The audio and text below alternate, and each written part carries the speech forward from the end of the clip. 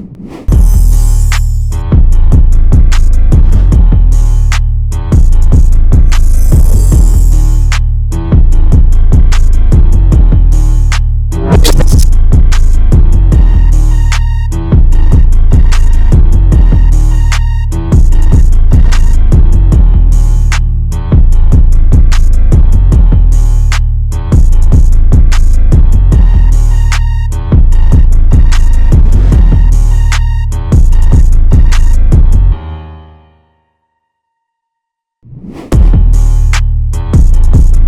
morning, good afternoon, good evening. My name is Kariem Dame. Welcome to The Spot. Got my co-host Damian Ware here. What's up, everybody? Good evening. Here we are again in The Spot. First thing I gotta ask and get it on out the way. Nobody want to play with your boy Brian? Man, Nobody want to play with him? See, I'm glad you went on here and jumped out in front of the bus. Yeah.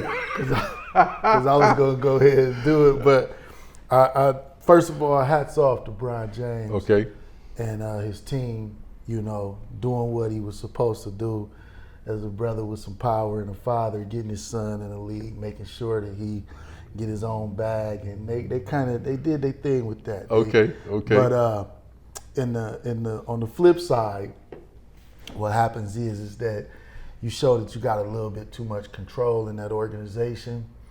You take Bronny at 55th, which a lot of cats was arguing that Bronny wasn't the best player to be taken at 55. Yeah, and just your agenda to in the draft, we're gonna take the guy that you took first at 15 or 17, and then knowing regardless of who's there, we're gonna take Bronny. When you got pros lurking around that's looking to come through free agency and play with a winner or play with somebody that's close, they might question if you really want to win, or is this just a Hollywood show? You think that that's getting in the way of him recruiting other players because he opted out of his contract, sitting on the side waiting to say, okay, if y'all get a top-notch guy, and then I'll go ahead and sign for less in order to be able to accommodate that person getting the max. You saying that it's people that's looking at the situation with him and Bronny and saying, man, I don't even want to get involved with that? Yeah, I think it's that, and it's just the mentality of the organization. Coaches coming and going, and then to see a professional organization say, hey, here go the keys, what we want to do. Oh, you want your son? Okay, fine, we'll do that too. It's like you got JJ Redick? JJ Redick, thank you. Almost forgot about that. Yeah, this ain't even our topic, but put that at number one. Yeah. It's JJ too much. Redick, and then you got your boy Podcast P. He was supposed to come over. Paul George, he was supposed to come over, and they didn't get him. He ended up signing with Philly. That's going to be tough. Yeah, that's a hell of a move there. And then I guess Brian looking and seeing, okay, well, I don't want to be playing with Bronny and we getting blew out every game, so he takes it into his own hands and say, let me pick up the phone and call Clay. Let me just call Clay directly. Yeah. Get him on the phone and get him out here for an interview. Clay didn't show up. No Valanciunas, nobody. This ain't looking good in LA. Well, we're going to go ahead and, this is crazy. This ain't even our topic. Our topic today, we just had the political debate, 2024 political debate. Man. Last week. Horrible. It was rough. It was hard to watch. What I'm going to do is fix the tax system. For example, we have 1,000 trillionaires in America. Billionaires in America. And what's happening? They're in a situation where they, in fact, pay 8.2% in taxes. If they just paid 24%, 25%, either one of those numbers, they'd raise $500 million, billion dollars, I should say, in a 10-year period. We'd be able to wipe out his debt. We'd be able to help make sure that all those things we need to do, child care, elder care, making sure that we continue to strengthen our healthcare system, making sure that we're able to make every single solitary person eligible for what I've been able to do with the with the COVID. With dealing with everything we have to do with. Look, if we finally beat Medicare. Thank you, President Biden. President Trump? Well, he's right. He did beat Medicare. He beat it to death, and he's destroying Medicare. So we're going to go ahead and dive into that one, man. Like, subscribe, share this video. We're going to give a shout out to our sponsor, Upper Room Apparel. Forgot to do that last week. Got cussed out, right? Right? Got cussed out. So, Got lit up. right. So we want to go ahead and jump into this debate, man. What was your take on the performances of both candidates? First of all, I thought that it was, I'm going to just say it was a horrible debate. Probably one of the worst that I've ever seen. I see they made some changes, no audience. They made it a little earlier than usual. I kind of felt like Biden, like everybody saw and witnessed that old age is kicking in. Joe ain't the guy that he used to be. And, he's starting to show it in motoring around and his motor skills. And I think, too, just his cognitive skills is in question. But overall, I felt like Trump was trash. He didn't answer no questions. He was kind of lying the whole time. He was lying the whole time. I think, and my take is that it's closer, even in spite of that debate and that low performance by Joe Biden, I think it's closer than what people think it is. For the simple fact that I feel like Trump is a very unorthodox debate. For a guy like Joe Biden, who got 50 years of halls of Congress, political mindset, detailed political, military, you name it, I think it's odd and awkward for him to have to sit there and debate. It was a bad matchup. It was a bad matchup. If your boy Styles make fights. If your boy Barry was in there, he would have ran circles around Trump. With that information, being able to just pick it apart, it would have been like shooting fish in a barrel. It would have been like shooting fish in a barrel. Now, I was telling Kariem earlier before you got here. I'm gonna set this scene for you. Your boy. James Costas, he's a former HBO executive, and he was the ambassador to Spain under the Barack Obama administration. Barack made him the ambassador to Spain. Okay. So they're in Homely Hills, California, just outside of Los Angeles, and he's got 36 heavy-hitting Democratic donors at his palatial estate for a debate watch party. They say the debate started, everybody was excited, and then Joe got to talking. Wow. They said when Joe got to talking, the room went silent, and then it slowly grew into panic. Wow. And people was literally shouting out, he's gonna lose the debate. He's gonna lose the presidency. We got to do something. So they evolved into getting on the phone, trying to find somebody on the campaign. Somebody need to help reassure us that everything's going to be okay, that what we're seeing on this television screen, this ain't what we putting our money into. Wow. They haven't been able to get Joe on the phone. A setting where it's 36 heavy-hitting pocketbooks. Yeah, these is cats that have been long-time donors to the Democratic Party. Unable to reach Biden, they say that they begging Chuck Schumer, Hakeem Jeffries, Jim Clyburn, and Nancy Pelosi to persuade Biden to leave the race. Wow. But you're saying, based on what you saw, you don't think it's that bad? No. I don't think it's that bad. I think it's bad from a debate standpoint, as far as like you want your president to be sharper than what we saw that night. Is it an issue of sharpness though? Is that it? I think it's a question of his cognitive health. Okay, I think he's getting old. So here's a question. If the Joe Biden that we saw in that debate, if that's him, who's running the country? We already know that Joe Biden is not running the country. That's why I'm not panicked. Okay. We already know that your boy Barry's whole team is in cabinet and in the administration. These people done had positions rotating in and out for a while since he took the White House. So we know who's running the country. Barack Obama and his team. And that's what it is, man. Yeah. Everybody. Well, the thing is, okay, so let's say Barack's at the wheel, because Joe looked rough, man. Joe looked rough, and let's say Barack is at the wheel. But here's the thing: you got to get Joe back in there. Yeah. Because when I'm looking at is one thing about con men. Right. I hate to use that word, but that's how your boy 45 came off like a straight con man. Yeah. And the way that they do things, it's like he was setting and Joe was falling right into the traps. Yeah. And then it was almost like he was looking at him, that expression that he had on his face when they was catching him. He was looking at him like, man, you got to be kidding me. Like, you ain't making this that easy. Like, you got to make this. It's like he couldn't believe the stuff that Joe was giving him. Right.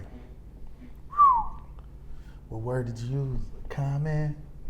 Con man. That's what they would say. They put the title on the debate after it was over. In hindsight, the old man versus the con man. Yeah.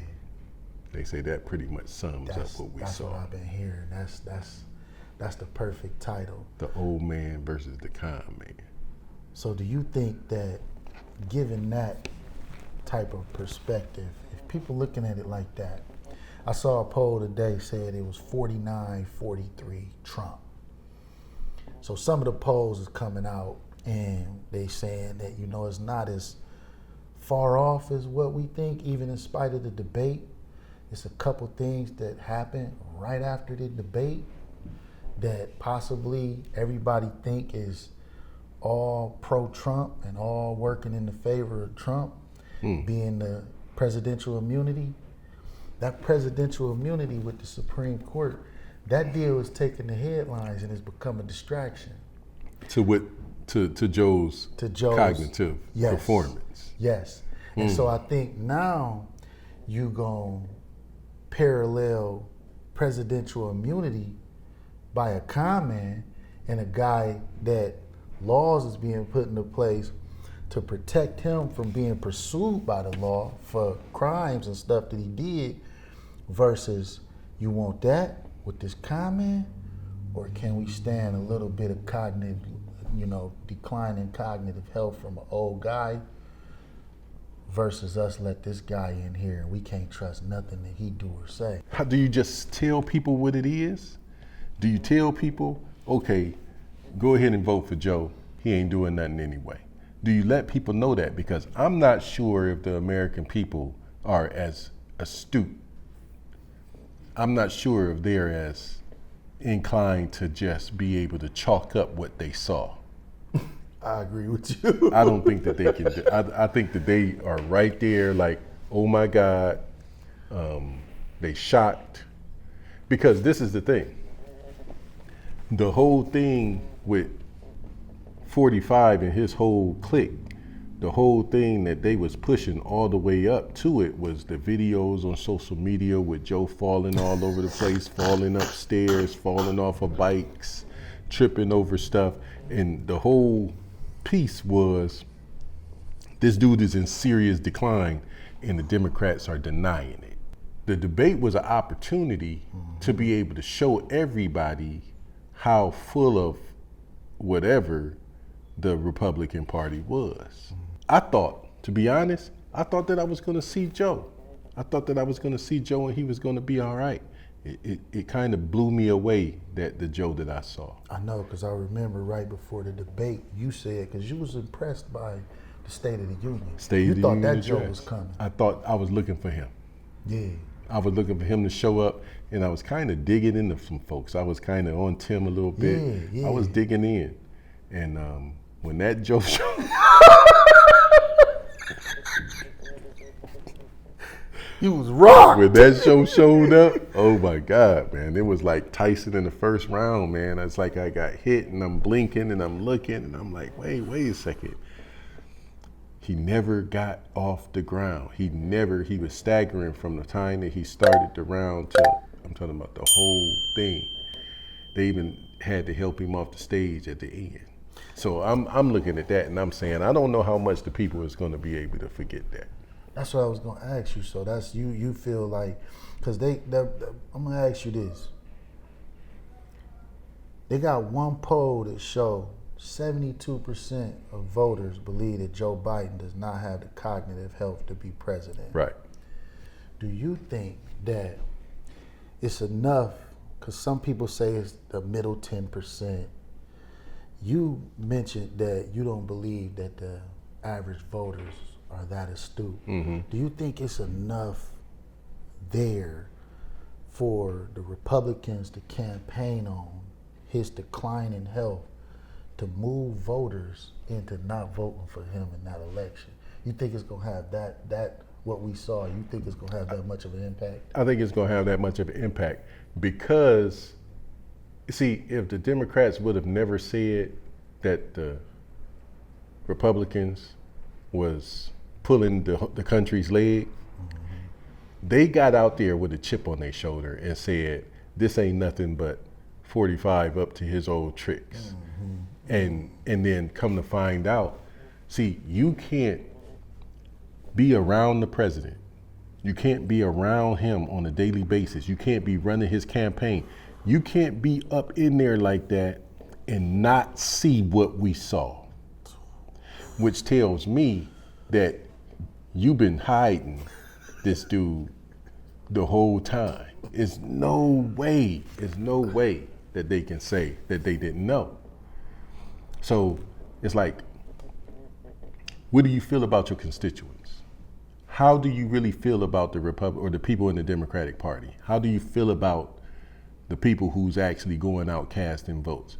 Do you think that they're worthy of a candidate that they can feel proud of voting on? Or are they just wind them up in the back, wind them up robots, sit them down and go into the polls and scratch the ticket? You're not really giving people credit to say, we trust, we're going to give you a candidate, Right. and then we're going to trust that you see in him the values of the Democratic Party, and we're going to trust that you want to see this thing to go to the next level. You That's can't. a heavy point.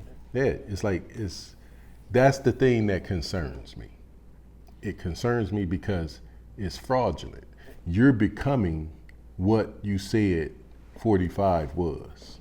Oh, It's deception. It's straight deception. You can't say, I always used to hear when I was younger that there's a difference between, like, everybody that tells an untruth isn't a liar. You can only be considered a liar if you knew that the information that you was delivering was other than what you said. Right. But if somebody gives you some information that's wrong, and then you go tell somebody else, and then come to find out it's not true, and they say that you're a liar, no, that's not necessarily, I'm not a liar. I believe what I was saying when I said it. That I believe 100% that it was the truth.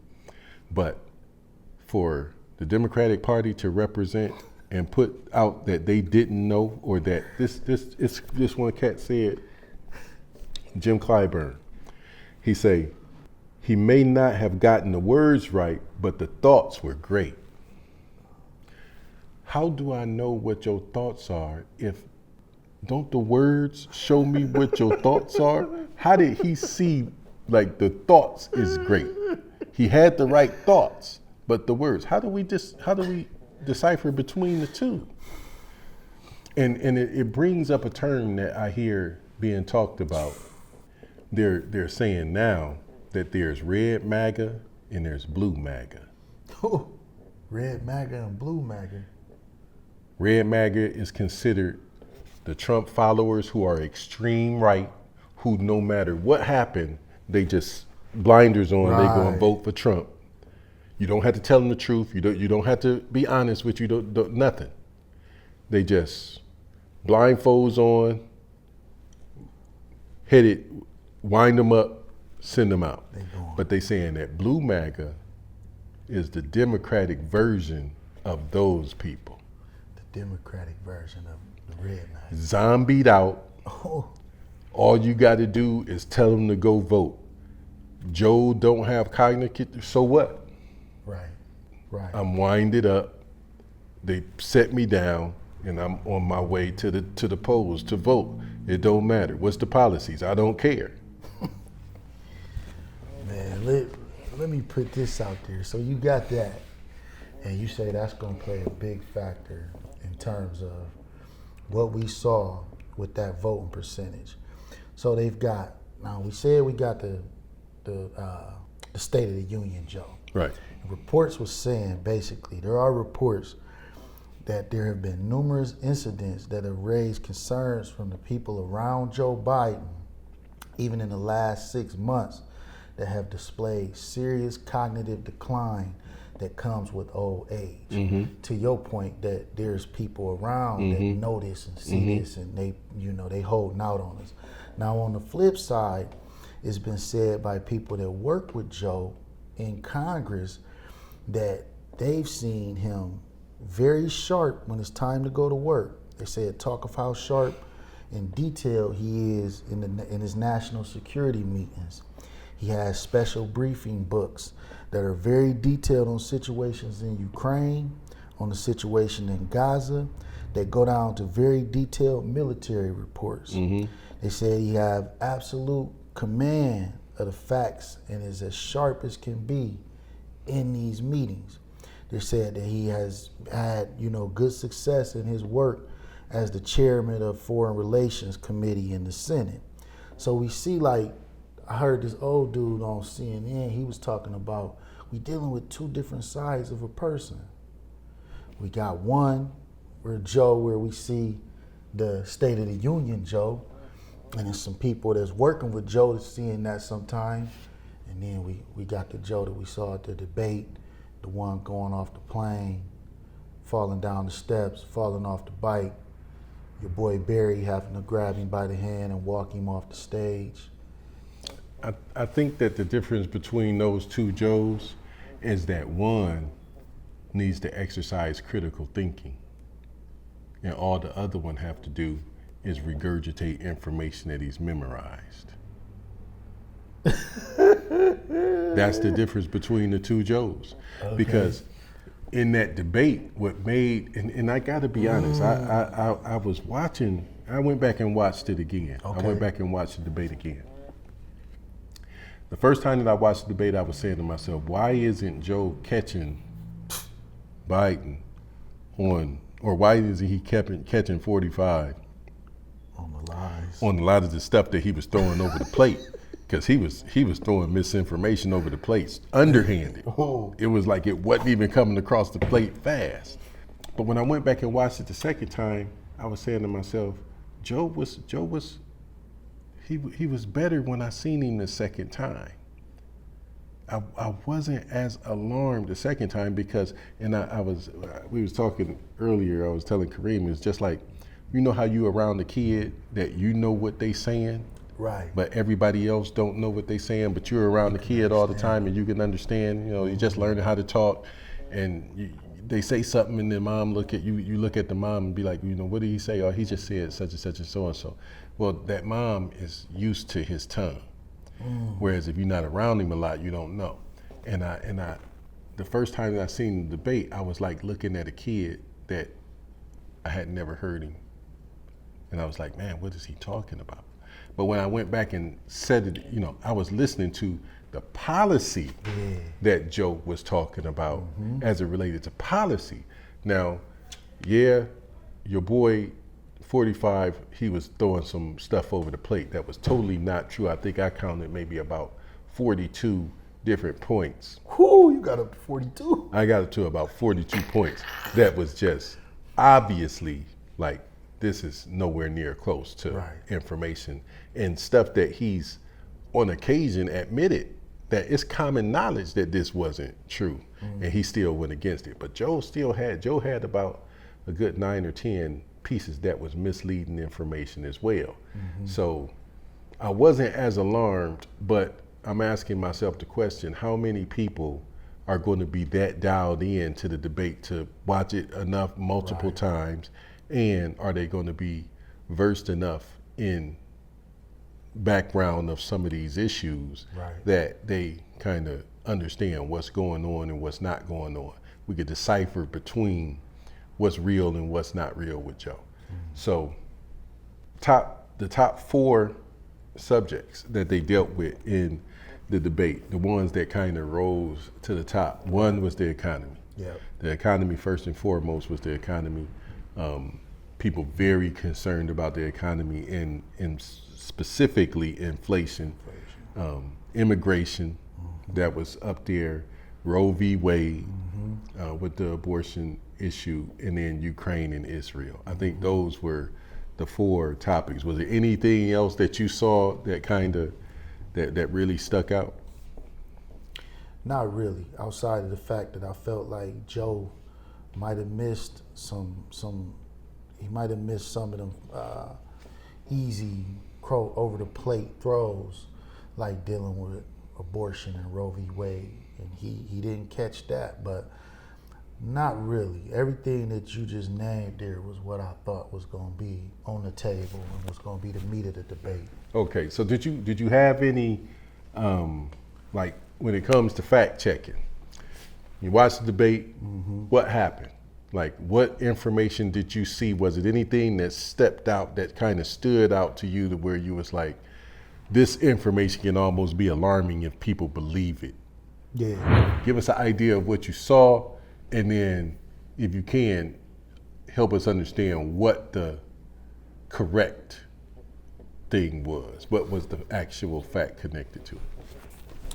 Dealing with, first and foremost, the biggest elephant in the room was dealing with the economy and inflation. And, Trump charged Biden with being the cause of inflation. Yeah. He said 2 years ago, he said he was the cause of it. And we know that 2 years ago, inflation reached like a 40-year high in the United States. So that was one of the main things that stood out for me.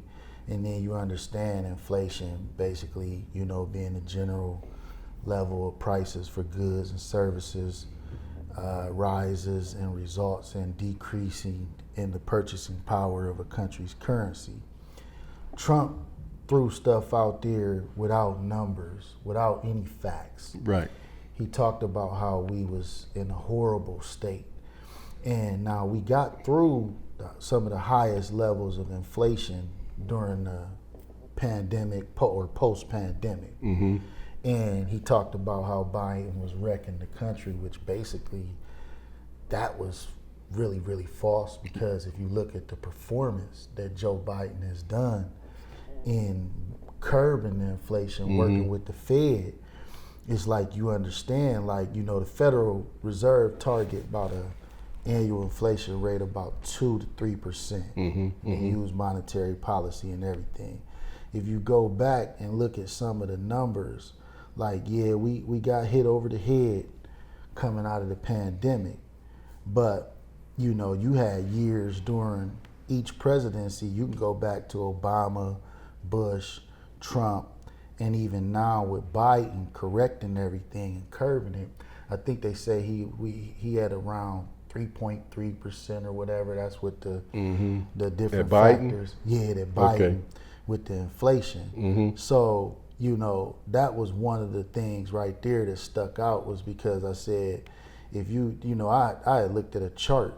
It was a chart that go back and deal with the average of inflation, and so you start to understand, you can go back and look at Trump's term.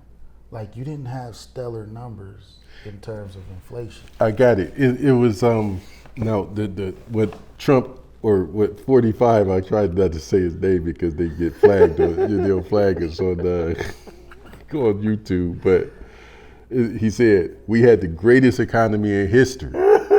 Man, this dude is amazing, man. Because nothing's in the middle with him. It's either the best ever or the worst ever. You know what I'm saying? So he says that he said they had the greatest, the United States had the greatest economy in history when he was president. The facts say, and we got this off of Verify. Verify is the fact tool that we was using, and they said that that's not accurate at all. They say, first of all, now this is the thing that I thought was interesting because I appreciate some good marketing. Right. I appreciate it. You know what I'm saying? I love marketing. It's kind of like I get a kick out of it. So to see that somebody's marketing was effective on me, and I'm usually kind of looking for it. Genius. It was stuff. good. So the thing is, Trump always attributes, the downside of what happened to him in his administration because we was coming out of this pandemic. We was dealing with this pandemic. We was hit with a pandemic. Interesting thing is, this dude was elected in 16. Elected in 16. So if he's elected in 16, the pandemic didn't hit. We start seeing glimpses of it around November of 19. And the shutdown didn't happen till March of 20. He's on his way out. So 3.4 years or 3.4 years of the 4-year term, you didn't have anything that was hindering you. Right. Okay, so it says, it's not accurate. First of all, the pandemic triggered a massive recession. During his presidency, the government borrowed $3.1 trillion to help bridge that time, 2020. This stabilized the economy, and Trump basically had the shame of going out of office with that on his back because it was fewer jobs when he left office than it was when he came. But that was understandable because people was out of work. It was a pandemic. But they say even if you take out issues caused by the pandemic, economic growth averaged 2.67% during Trump's first 3 years.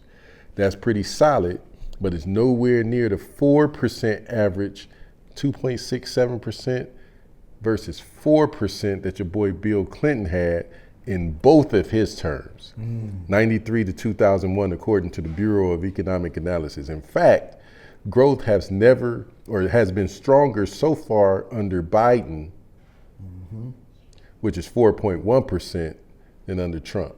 So 4.1% under Biden. Why is it that we think the economy is so bad if it's 4.1% growth when Trump was 2.67%? When your average across the board is usually around 3% is healthy. I think one of the main things too, when you deal with the economy, Trump claimed that Joe's economy is killing black families, is killing Hispanic families. The blacks. The blacks.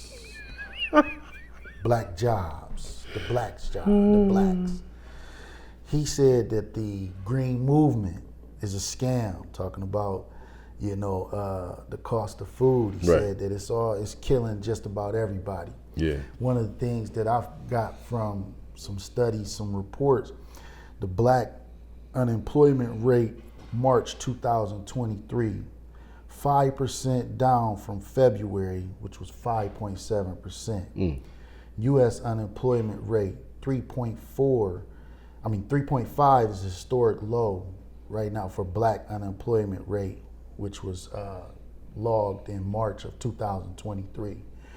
Although still 1.5% higher than the overall American unemployment rate, it's a considerable reduction in the unemployment gap that has persisted for many years.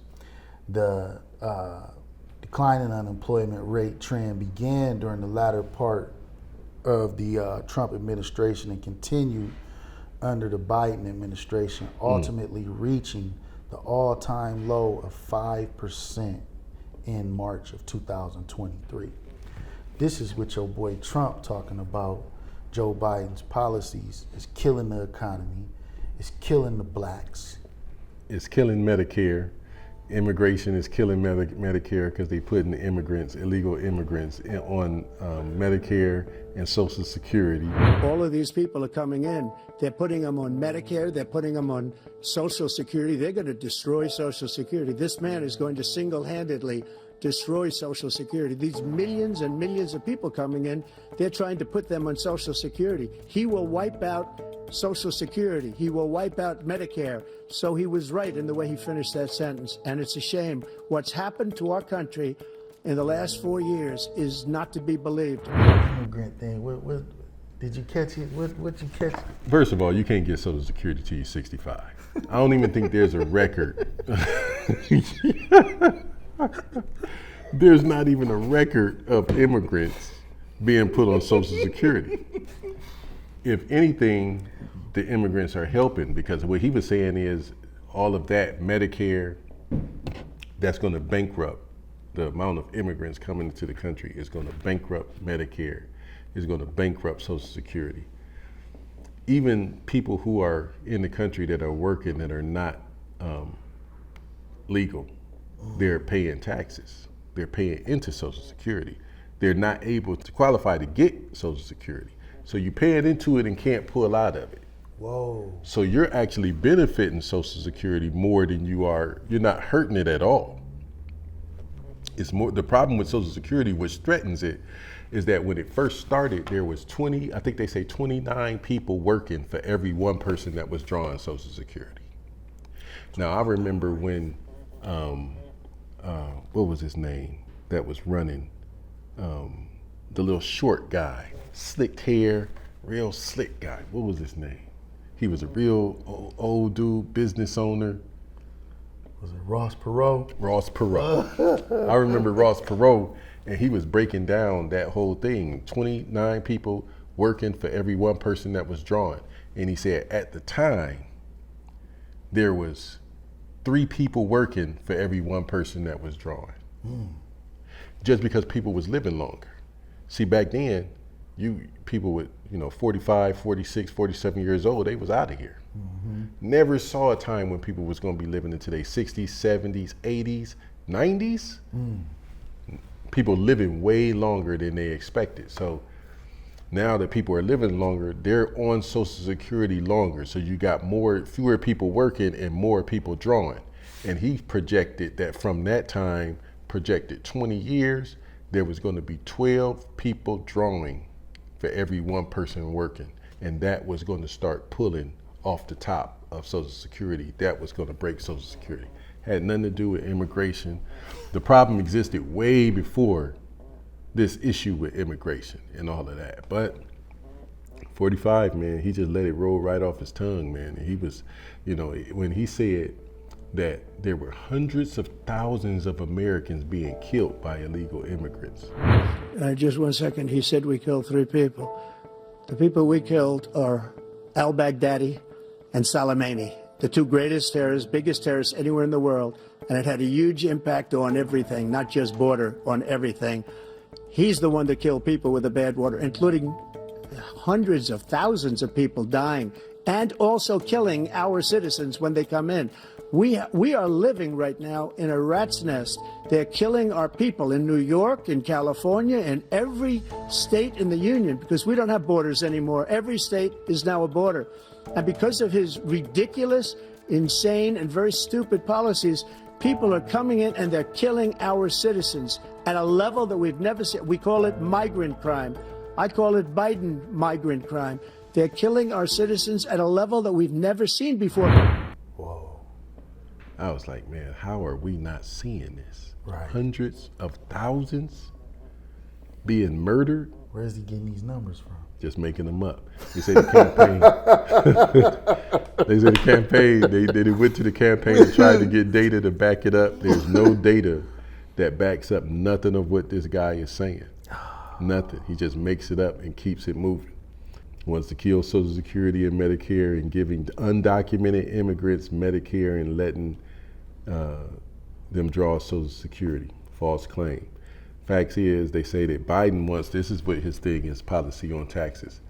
He wants to raise taxes for individuals making over $400,000 a year and he wants them to pay into Social Security at 6%. No, what he said is 170,000 and under are paying 6% into Social Security.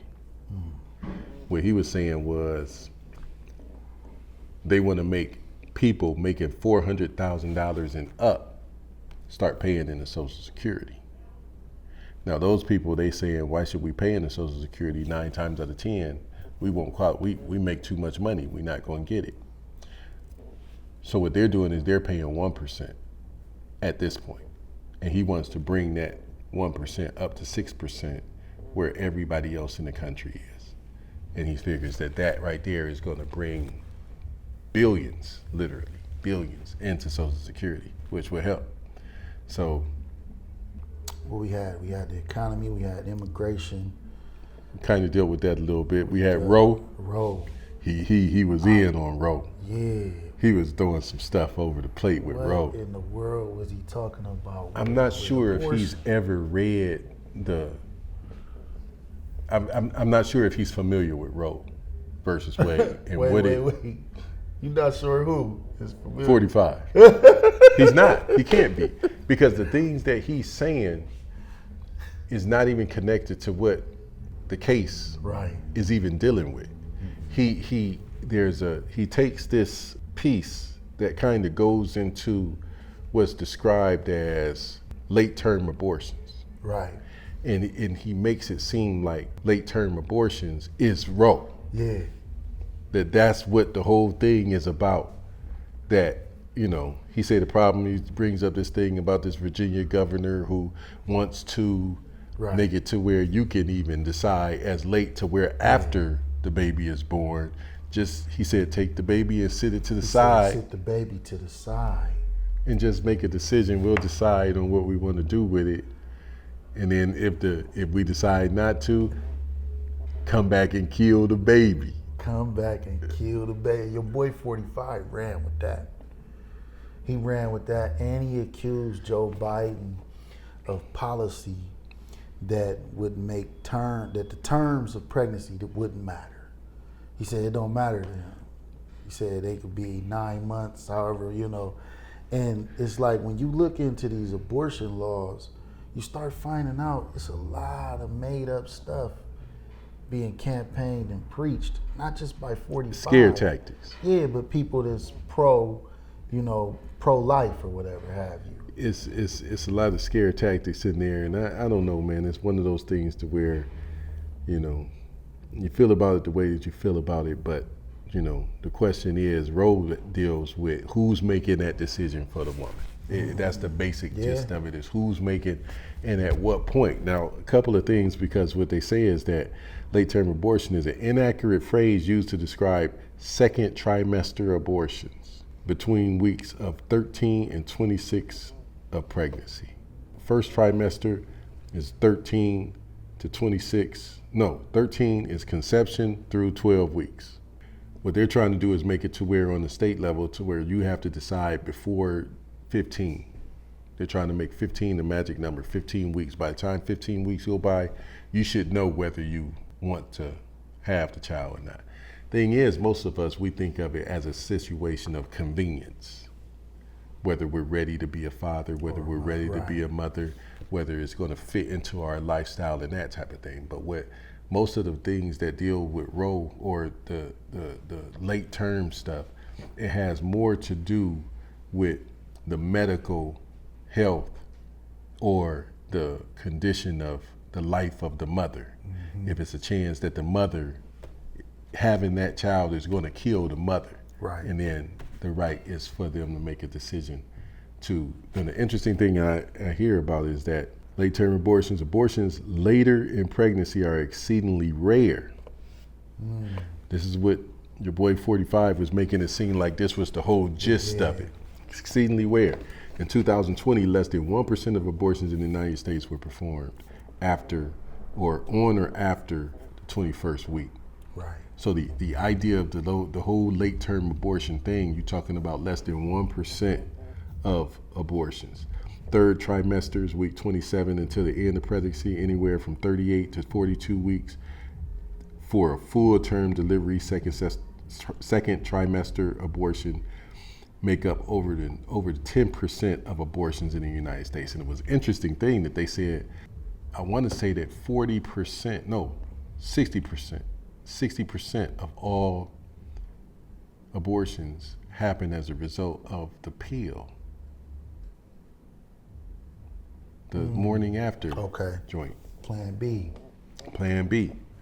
That's the vast majority of abortions. Basically that it didn't work. No, they saying that that's how the child was aborted. Oh. By using that pill. So Plan B. So the numbers for Plan B is also being calculated into the abortion numbers. Here's the thing that stuck out to me when Joe Biden addressed abortion in this debate, or post debate, or before the debate. He said, he kept emphasizing that young ladies or young women not having to or not being forced to have children or bear children after being raped or after being impregnated by family members and that type of thing. Yeah, like,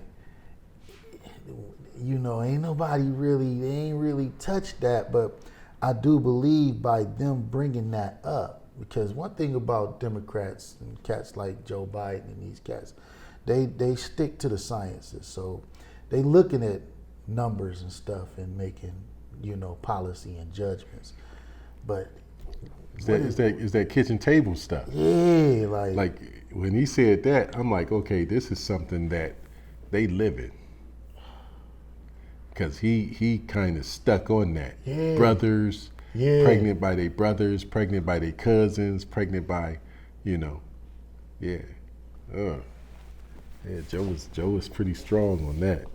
The crazy thing is that could be a small percentage, quote unquote, a small percentage of abortions, but when you take into account that they count in morning after pill in the full numbers, and that's taking up 60%. So even if it's like 3% are from family members, then it's really more than that if you take out Yeah. Big Pharma. This is where Joe kind of got a little carried away. Big Pharma with the insulin. Now Joe say $15 an insulin shot as opposed to $400. He didn't bought everything down from $400 a month to $15 for an insulin shot. Well, facts is they say that that's not exactly right. Out-of-pocket insulin costs for older Americans on Medicare were capped. He did put a cap on it at $35. So it's $35 for insulin on Medicare. In 2022 Inflation Reduction Act that President Biden signed into law, the cap took effect last year. Many drug makers announced they would lower the price of the drugs to $35 for most users on private insurance. Now this is the thing. They say he overstates that many people used to pay $400 monthly. People with diabetes who have Medicare or private insurance paid about $450 yearly. So it's really like a $450 a year cost. He took it down to $35 a month. It's kind of, it's kind of the same thing. It ain't really sounding as great as you know he thought it was, but you know he uses that on the campaign a lot. Bring it down. But that was a thing to be able to say, okay, we're taking a stab at Big Pharma. Right. We're really going at the pharmaceutical companies and saving people money, saving the Americans money. We're just doing that, but just not to the degree that Joe is saying that is happening. So it's policy though, it's resume, it's performance. Yeah. Versus just pitching lies over top of the plate. Yeah. Interesting thing, January 6th, he had to go in on January 6th. And the thing that I thought was interesting so much about January 6th, what's your take on it? What's your take on what he said? about January 6th, criminal. I mean, he you know what I mean? I think that he basically made a point in everything that he said was that there's no way that you stand by and watch. He said he stood by and led them and stood by and watched as they invaded the Capitol and all of that. And basically, why do we have this guy, you know, in the race running for president? Well, the thing that stuck out to me is that he said that Nancy Pelosi, that he offered Nancy Pelosi 10,000 National Guardsmen to come down there and secure the event, and she turned them down. Said she turned them down. Yeah. Flat out turned them down. Said she didn't want them. Now, that I thought was really, really interesting. Like, where did you get that from? Nobody's seen it. Nobody heard it. It's just like when he was at the cemetery on the thing talking about the suckers and losers. Yeah. Wow, man. You know, military cats, you died, y'all at the cemetery, look at you. Suckers They gave and you suckers, just a bunch of suckers and losers. They gave their life for what? Joe was pissed about that one. Oh, man. My son ain't no sucker. Oh my God! I said to myself, if he start talking about Joe's kids, Joe gonna blow a fuse, man.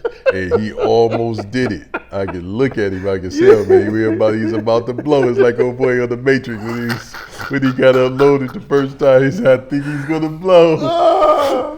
I'm looking at Joe on that stage, and I'm like, man, I think we're about to lose him. And that dude, man, he was looking like he was about to jump over there and grab him. Yeah. So it was interesting because he started talking about how Joe don't fire nobody and how he should have fired all those generals after Afghanistan. Like he fired the one guy. Fired the one cat. But he didn't know that, like, you just admitted, because you just said that you didn't. Right. That the stuff wasn't true. That the dude didn't even say it, that it was a lie. And then you admitted. And then you admitted that you fired the dude for it. For it, yeah. He can't keep up with his lies. I tell you what, man, they be coming across the plate so fast, and that's why that 2 minutes, this is where I was catching Joe. I'm looking at Joe, and 45 got 2 minutes to talk. He got 2 minutes to talk. He would be 20 seconds in, and he would spin to a whole nother lie on a whole different subject. Yeah. And Joe was trying to keep up. Yeah. And after the third turn, he gone. He gone. He gone for the whole rest of the time. He gone. And he just staring off in space for the next. And then by the time they ask him a question, he's trying to really figure out where we at, what we going on, what's going on. So. And Trump kept doing it because when they asked him on questions on policies, he never answered. He said back to what he said. Yeah. So he'd spin it right back around. Now he know you confused me. He was running him in circles. You running him in circles. Yeah. It was looking like Joe was up there with a case of vertigo, man. Oh man. He was just spinning. All the walls was spinning and everything, man. I was like, Pelosi. He had the Pelosi piece with the National Guard raising taxes. We knew that wasn't true. The Biden thing, he did. You know, Trump migrants killing thousands, hundreds of thousands of Americans. We knew that wasn't. You know, we couldn't even really take that really seriously. The extreme cases of late-term abortions. Yeah. You know, that wasn't the deal. Greatest economy in history. Couldn't do that. Social Security, killing Social Security.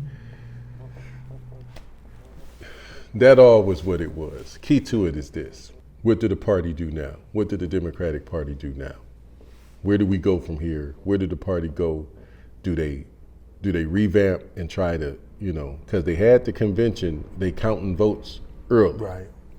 Now, they had the debates early, I think, so that they can have time to pivot if Joe didn't do work. If they looking to see right now, they monitoring the landscape and they saying, how are the people going to respond to this? Where we at? If they get a big enough response in the wrong direction, I think that they might already have been putting some things in place in order to, because the donors, like we said in the beginning, those donors, man, They started panicking, huh?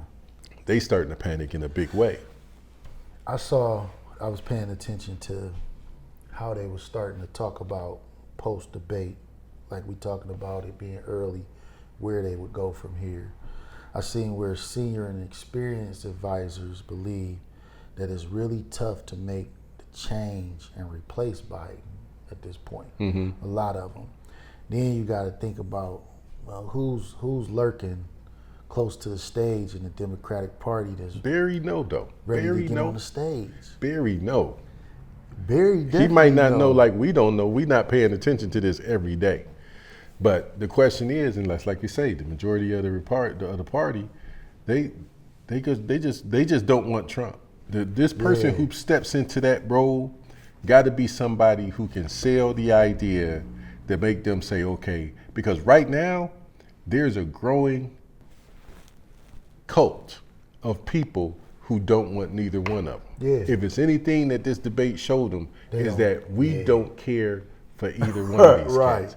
Give us 2 more cats and we'll start over and go from there. We good. We good on these guys. We know what we getting. This one right here, you know, God bless Joe. You know what I'm saying? We feel for him, but he's just not in a position to where he can. That's a stressful job, man. That's a super stressful job, man. So that's the thing, man. They got Democratic Convention August 19th. I think they're supposed to be trying to count some votes because now they saying in order to be able to squash what Joe didn't want to do is in order to squash all of the talk about him being replaced, they want to go ahead and have the count in a virtual count before the convention in order to be able to just seal him right on in. Seal him on in, push him on in there. He's just the face. Kama's a little He's not upset running because she anything. feel like, you know, if this the guy y'all gonna push out there, why don't y'all just let me take it? They trying to skip past her. They already naming this cat Gavin Newsom, the California governor. They got him as a Democratic star, right? He catch a hell in his own state though. I don't even know if can he win his own state. I don't know. That's a super liberal state. Yeah. So we'll see, man. We'll see how this thing go. Touch base back on it around. I think we might have to pivot back to it, just to find out what they're going to do, whether they're going to replace the candidate or whether they're going to keep going. I agree. If they replace him, what next? You know, can Barry get the next person up ready in time? You know, he's going to be with him. Barry, man. Come on, man. You know, he's the master at it. You know what I'm saying?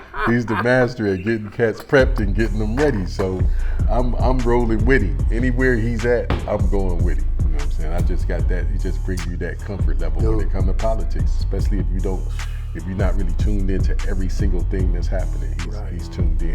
You know, he's hitting threes on campaign trail. This is what I do. You know what I'm saying? So let's go, man. All right. Well, we can wrap this one up and get back at it next time. You good? Anything else that you want to touch on?